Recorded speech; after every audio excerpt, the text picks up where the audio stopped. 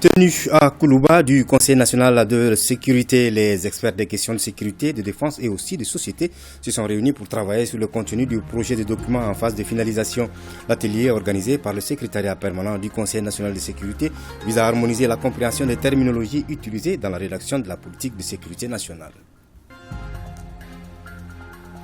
Mission de supervision du directeur général des routes en 3e région, les réalisations du projet de construction d'échangeurs, des viaducs et d'aménagement des voies urbaines de la ville de Sikasso seront prêtes pour fin 2022. Une promesse du directeur général des routes qui est allé faire le point de l'état d'avancement du projet dont les travaux ont coûté plus de 27 milliards de francs CFA.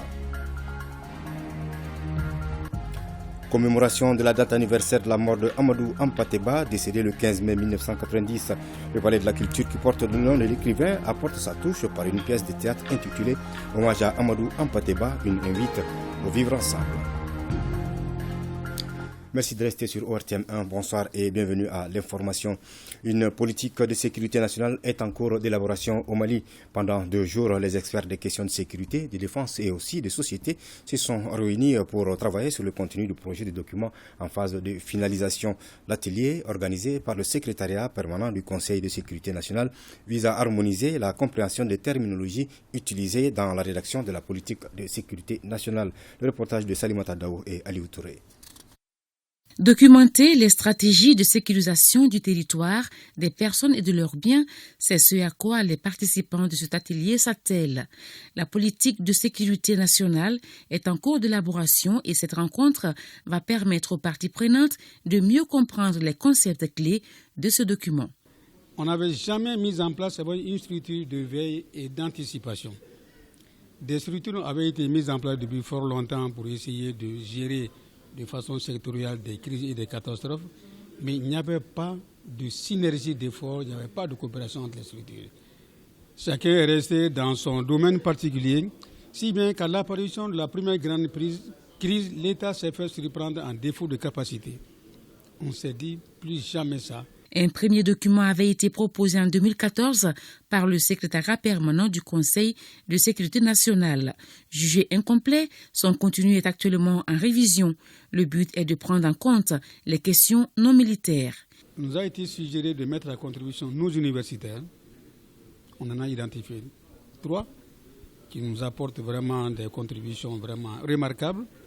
Parce qu'une politique de sécurité doit être fondée sur les valeurs cardinales. Les valeurs qui ont toujours fait le socle des grands empires pour continuer, si vous voulez, à construire l'État-nation que nous avons, que nous voulons renforcer. C'est ce qui explique la présence à cet atelier des experts en sciences sociales des universités du pays. La politique nationale de sécurité recoupe l'ensemble des questions qui touchent à la sécurité. Et ça touche donc des questions fondamentales qui touchent à la stabilité, au bon vivre ensemble. Donc c'est toutes ces questions-là. Et lorsqu'on aborde la question sous cet angle, on ne peut bâtir une politique que sur un socle de valeurs. Et qui dit valeur, évidemment, ça renvoie à notre passé. C'est notre avenir, mais c'est aussi notre passé. Le processus d'élaboration de cette politique de sécurité nationale est un cadre du donner et du recevoir, une école pour les participants. Ce séminaire nous a permis de mieux comprendre les concepts de politique de sécurité nationale et de stratégie de sécurité nationale et en même temps, à notre niveau, au niveau sectoriel, par exemple au niveau du ministère de la Défense où je suis, de mieux élaborer nos stratégies de défense et de stratégies militaires dans l'avenir et surtout pour faire face aux défis que notre pays rencontre. Notre vision, c'est qu'à l'horizon 2050, nous puissions avoir un pays pacifié, un pays stable et prospère, où l'État peut assurer la sécurité des personnes et des biens. Selon le général Yamoussa Kamara, l'adoption de la politique de sécurité nationale et son opérationnalisation vont permettre au Mali d'anticiper les menaces, les crises et catastrophes susceptibles d'affecter la vie des populations. Le Premier ministre, le Dr Choguel Kokala Maïga, a reçu hier une délégation du mouvement EMK Espoir Malikoura. La délégation est venue réitérer son soutien à la transition. Les membres fondateurs de EMK présents ont fait l'état des lieux de leur mouvement au chef du gouvernement suite à une période de turbulence au sein du groupe. Reportage de Nounou Sissoko.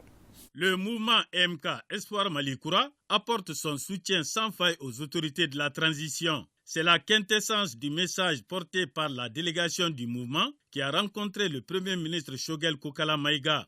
Aujourd'hui, nous avions décidé, nous EMK, de venir réitérer notre soutien indéfectible et inconditionnel à la transition, aux autorités de la transition, à commencer par le président de la transition, le Premier ministre, le CNT, et réitérer notre engagement pour les idéaux qui ont amené EMK à se mettre dans cette lutte. La délégation MK a aussi fait le tour d'horizon de la vie du mouvement, marqué actuellement par des discordes. Nous avions mûri une idée, l'idée d'avoir une période de transition au Mali qui pourra permettre un changement de système. À travers une refondation de l'État, nous nous battrons pour la transition, nous nous battrons pour les autorités de la transition, nous nous battrons pour le peuple malien et nous nous battrons pour la vision qui a été la nôtre dès le départ de ce combat. Le Mali compte sur MK encore. Le gouvernement, le président compte sur MK. Aujourd'hui, on doit agir au nom de tous les Maliens, y compris ceux qui ne sont pas d'accord avec nous. Et pour reconstruire notre pays sur des bases solides, il faut ce qu'on a tous appelé l'union sacrée. Le président dit l'inclusivité. Le chef du gouvernement a appelé le peuple à poursuivre sa dynamique de soutien à la transition pour l'atteinte des objectifs assignés. Je réitère la gratitude du peuple du gouvernement du Mali à l'Organisation des Nations Unies et aux pays contributeurs de troupes à la MINUSMA. Ces propos sont du ministre des Affaires étrangères et de la coopération internationale Abdoulaye Diop à l'occasion de la journée mondiale des casques bleus.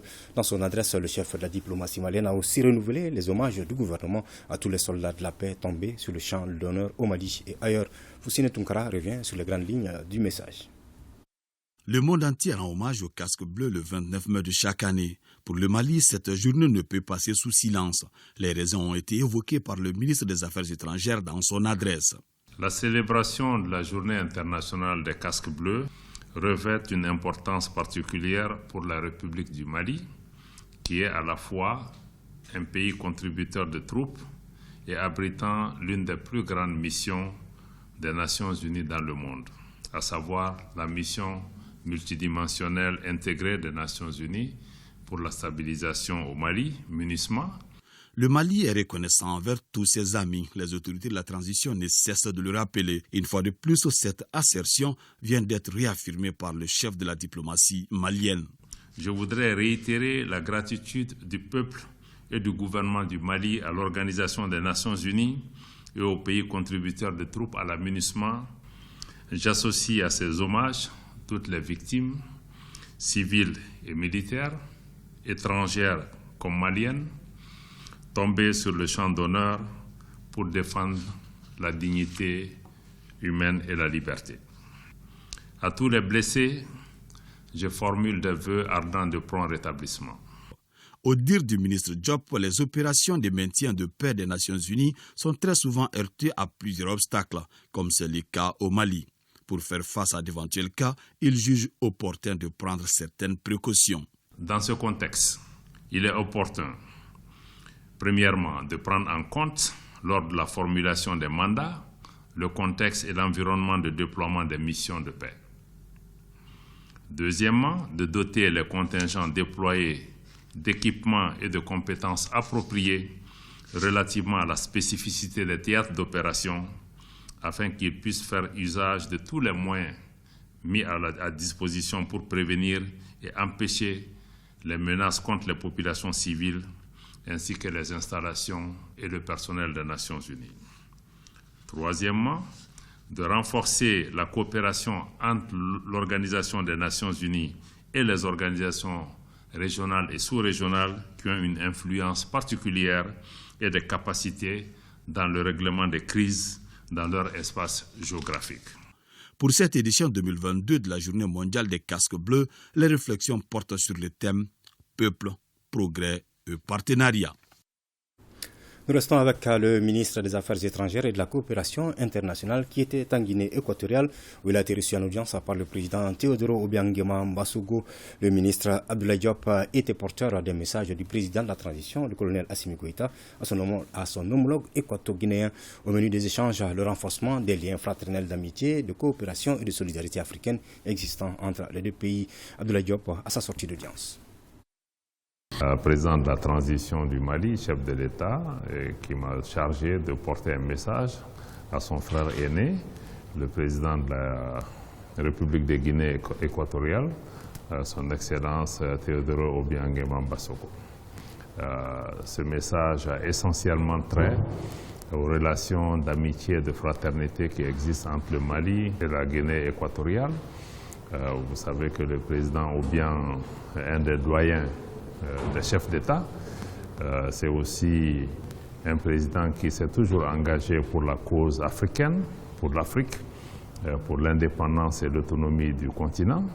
Et c'est dans ce cadre-là que le président de la transition, le colonel Assimi Goïta, nous a chargé de venir d'abord donner des éléments d'information par rapport à l'évolution de la situation politique au Mali, mais aussi de pouvoir demander des conseils auprès de son aîné sur la base de son expérience et de son engagement panafricain, de pouvoir aussi partager avec nous ses conseils, sa vision sur la meilleure façon de procéder. L'invité ce soir de l'émission Mali Koura Tassira est Diawara Awapol Diallo, ministre du Travail, de la fonction publique et du dialogue social.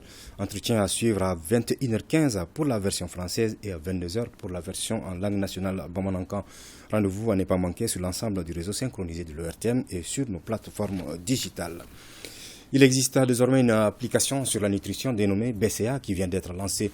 Cet outil de plaidoyer pour une meilleure prise en charge des questions liées à l'eau, l'hygiène, l'assainissement et la nutrition est l'œuvre de l'ASCAD, l'association des jeunes pour la citoyenneté active et la démocratie BCA, entre dans le cadre du programme Right to Grow. Et le ministre des Mines, de l'Énergie et de l'Eau, accompagné de son collègue en charge de la jeunesse, a présidé la cérémonie de lancement. Drissa Kone. BCA est un nom bambara qui signifie propriété, bonne hygiène de vie et alimentaire. Il englobe tout ce qui est wash et nutrition selon les concepteurs de la plateforme. ASCAD, l'association des jeunes pour la citoyenneté active et la démocratie, lance la dite plateforme en étroite collaboration avec Action contre la faim et World Vision. La plateforme BCA, c'est une plateforme qui va parler de nutrition, de wash. C'est-à-dire tout ce qui est hygiène, assainissement, le développement de la personne dans son environnement pour que l'environnement dans lequel nous sommes soit un environnement sain, propice. BCA est disponible en version web sur bca.com, mais également une déclinaison mobile est disponible sur les deux principales plateformes, à savoir Android et iOS. C'est disponible sur tous les stores.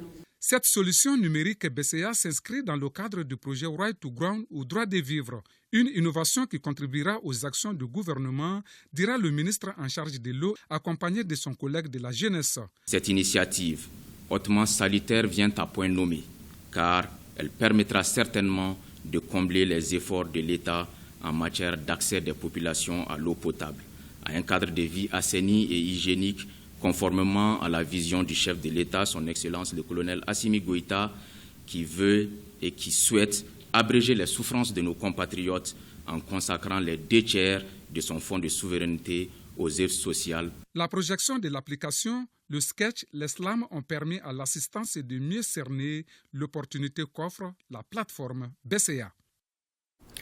Le mouvement patriotique panafricain MPP Mali vient de célébrer avec faste son premier anniversaire, un anniversaire placé sous le signe de la refondation, du nationalisme et de la dignité retrouvée du Mali dans le concert des nations. Le mouvement réaffirme son soutien sans faille aux autorités de la transition. Bouakar Kanouté.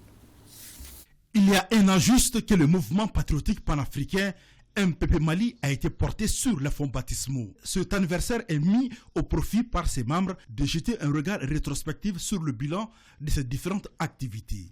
Son combat demeure le renforcement de l'unité africaine et la prise de conscience des peuples d'Afrique pour amorcer le vent du changement, rappelle le président du mouvement. La politique, c'est un instrument de travail qui peut nous permettre de développer nos contrées. La transition va dans le même sens que nos idéaux, c'est-à-dire lutter pour notre dignité, notre souveraineté.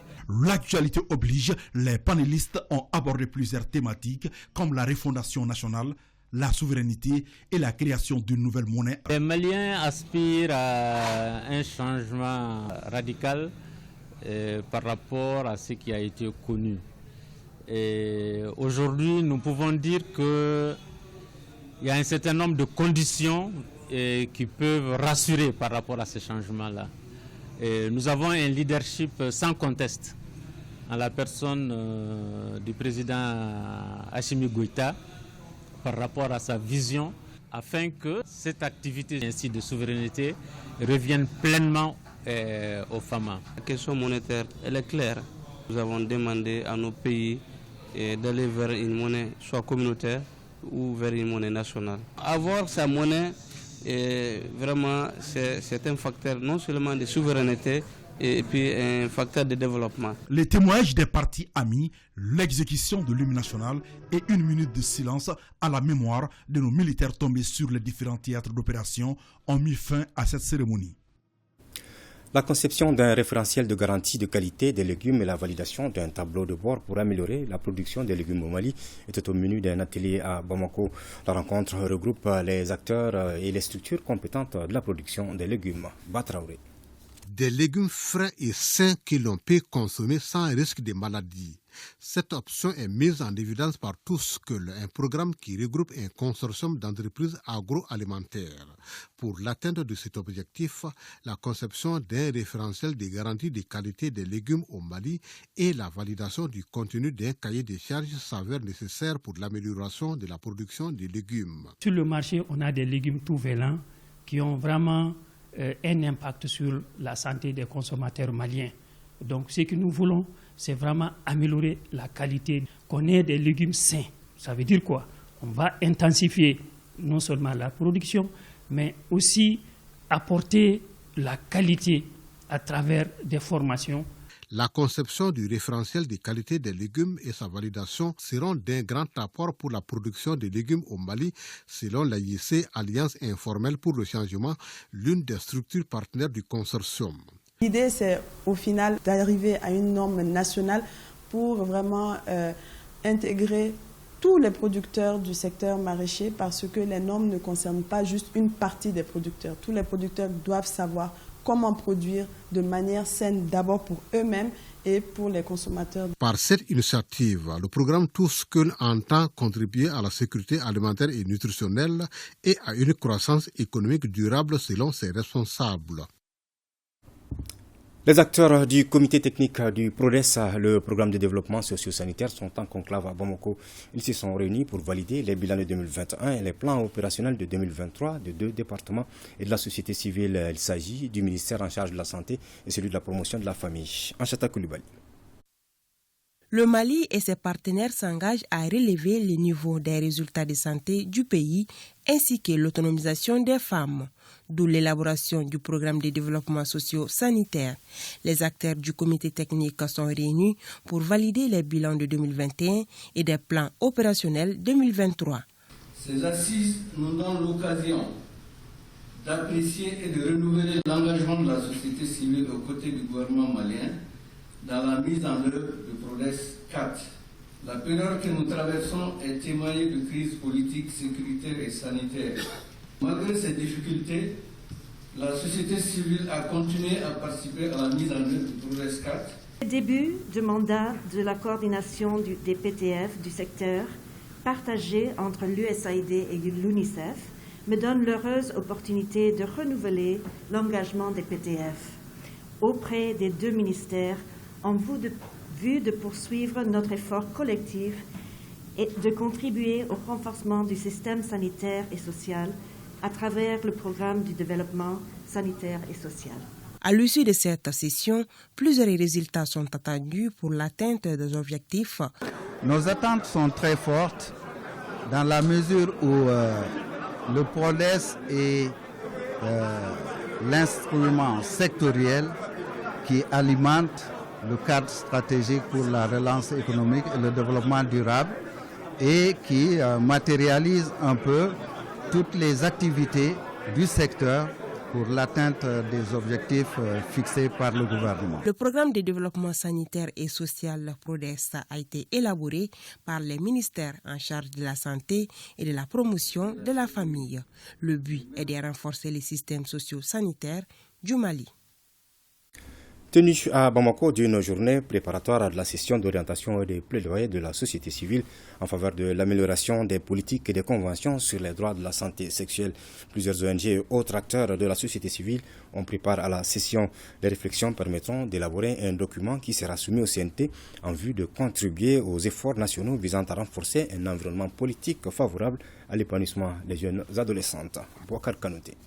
Cette session préparatoire d'orientation et de plaidoyer de la société civile est une initiative d'un consortium d'ONG en tête de file, le FAWE Mali, à travers le programme Breakthrough. Le but est d'attirer l'attention des membres du CNT sur les politiques et conventions sur les droits de la santé sexuelle et reproductive. Nous avons organisé cette journée de plaidoyer pour orienter d'abord le Conseil national de la transition par rapport aux engagements nationaux et internationaux que les pays s'est engagés, et aussi les inviter à une amélioration des lois en faveur de la santé sexuelle et reproductive des jeunes et des adolescents.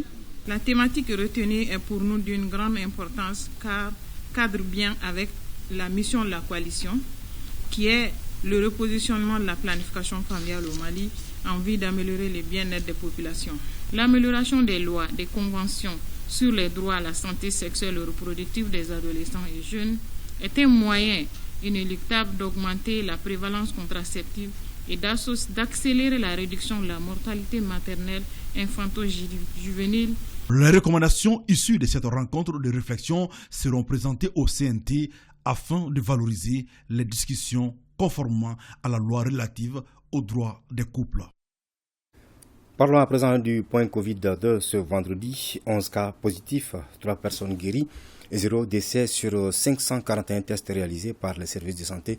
Ce vendredi 27 mai 2022, 73 personnes sont sous traitement à ce jour. À Koutiala, le ministère de l'Éducation et Save the Children aura rencontré les parties prenantes de l'école des régions de Sikasso et Koutiala pour échanger sur les stratégies de mise en œuvre d'une initiative dénommée Déclaration sur la sécurité dans les écoles, ses lignes directrices. L'objectif est de contribuer à favoriser l'ouverture de certaines écoles fermées à cause de l'insécurité. Brema Koné. Cette rencontre organisée par le ministère de l'Éducation et Save the Children est un pas important dans la mise en œuvre d'une initiative conjointe de la Norvège et de l'Argentine appelée Déclaration de la sécurité dans les écoles, ses lignes directrices. Une initiative qui vise à trouver une solution au non-fonctionnement de certaines écoles liées à la crise sécuritaire au Mali. L'école qui forment les futurs dirigeants, les futurs responsables du pays, puissent apprendre dans des environnements sûrs, dans des environnements protégés et sécurisés. Nous voulons que l'école soit une école apaisée, une école studieuse et un environnement où l'enfant se sent en sécurité ainsi que les enseignants. Selon le classeur éducation de Save the Children, au Mali, 500 000 enfants sont privés de leur droit à l'éducation de qualité à cause de l'insécurité. 10 000 enseignants sont également affectés. Particulièrement, la région de Koutiala compte 39 écoles fermées. L'initiative sécurité à l'école s'appuie sur 2 documents. D'abord, un premier document qu'on appelle Déclaration sur la sécurité dans les écoles. L'autre document, c'est les lignes directrices.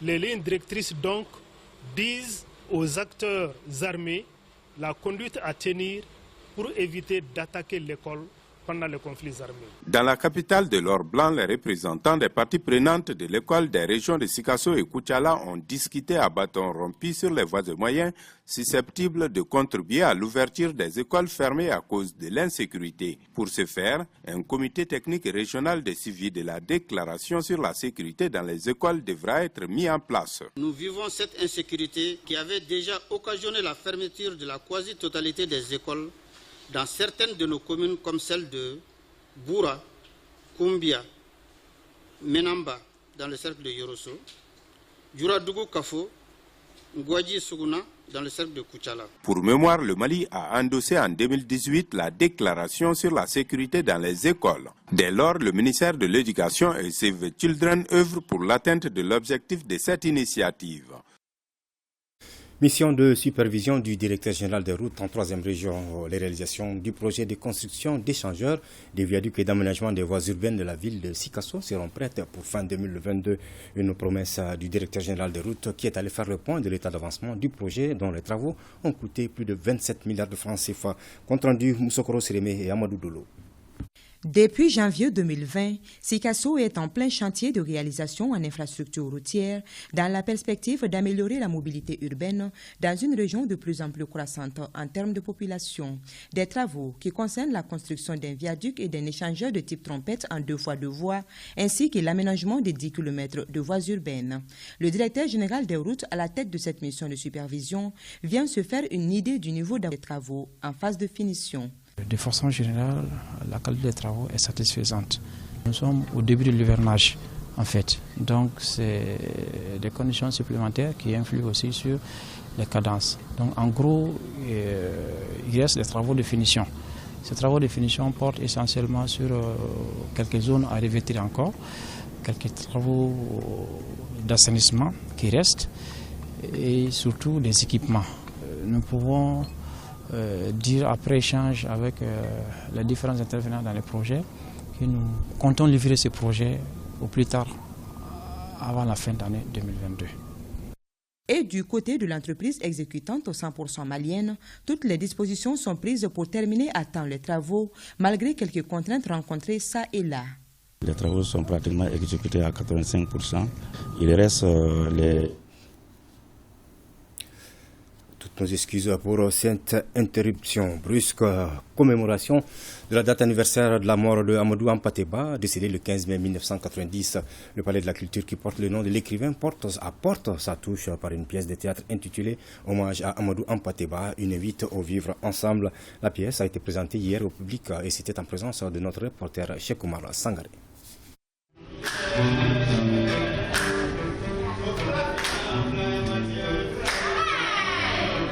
Sur les planches du Palais de la Culture Amadou Hampâté-Bâ, musique, accoutrements et paroles nous font voyager à Badjangara, la cité de Nangabanu Yorobougoudia Tembeli.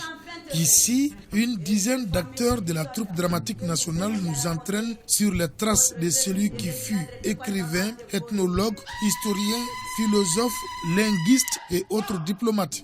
Pendant 20 ans, vous occupez plusieurs postes dans l'administration coloniale en Haute-Volta et au Soudan français. Ce spectacle mix théâtre et poésie met en exergue le riche patrimoine moral de Amadou Hampâté-Bâ.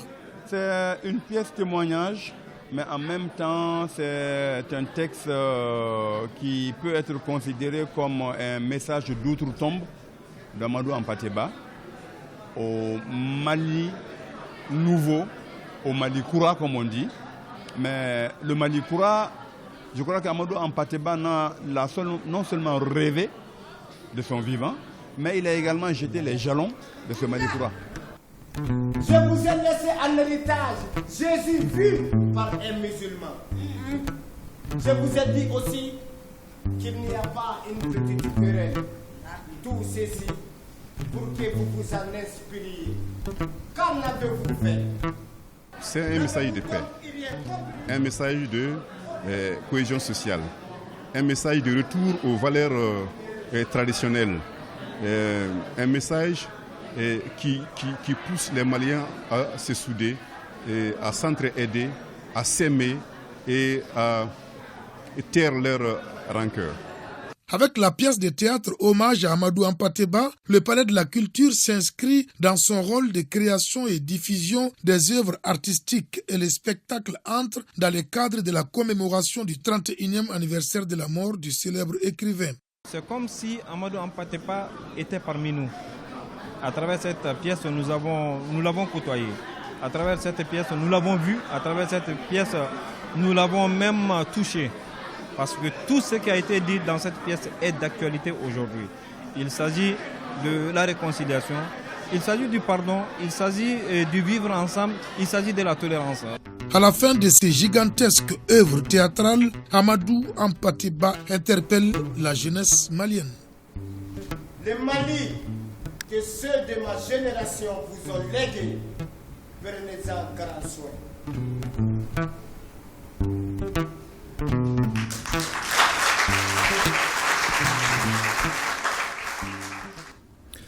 Voilà, nous reviendrons sur le reportage de Moussokoro Sérémé sur la visite du directeur général des routes en troisième région dans nos prochaines éditions.